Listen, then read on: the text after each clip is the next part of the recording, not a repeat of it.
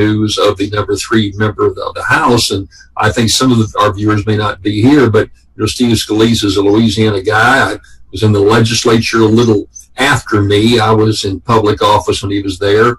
Good representative, good senator, wanted to run for Congress for years. Very ambitious young guy, but everybody likes Steve.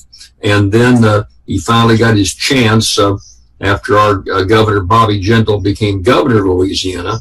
And then David Vitter went on to the Senate. Interesting that congressional seat that Steve Scalise holds right now has been a seat that some very ambitious politicians have had going on to bigger things. You had Bob Livingston, who was right on the verge of being Speaker of the House in Washington, David Vitter, U.S. Senator.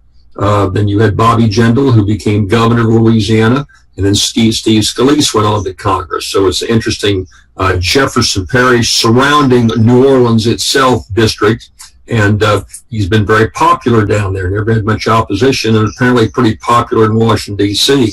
Terrible shooting, Steve. When I first heard the news, and I heard it bright and early a couple of days ago, it was on Thursday morning, it said he was shot in the leg.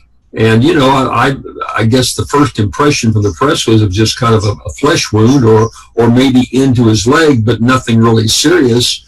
No one realizing if this high-powered rifle went through his leg into his internal organs, and he's had his 3rd operation now, and although he's still in critical condition, the doctors are at least saying they think he's going to walk, and he's out of the imminent danger of terminal danger. So still complications that take place. So so anyway, I just make that point about Louisiana being in the mix, the whole country praying for Steve Scalise. Now, and having said that, there is a lot of talk about, guys, this is a process. We've gotten the rhetoric so incendiary in the left and the right. Shooter in this case happened to be a liberal Democrat.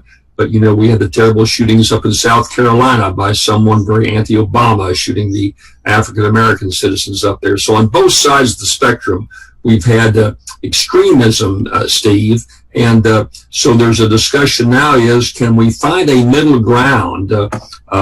They played the baseball game and tried to show some harmony. And when the House Republicans, Democrats played each other, quite frankly, if they really wanted to show some harmony, someone suggested that they split up on the same teams, put half the team Republicans, Democrats, and the other team.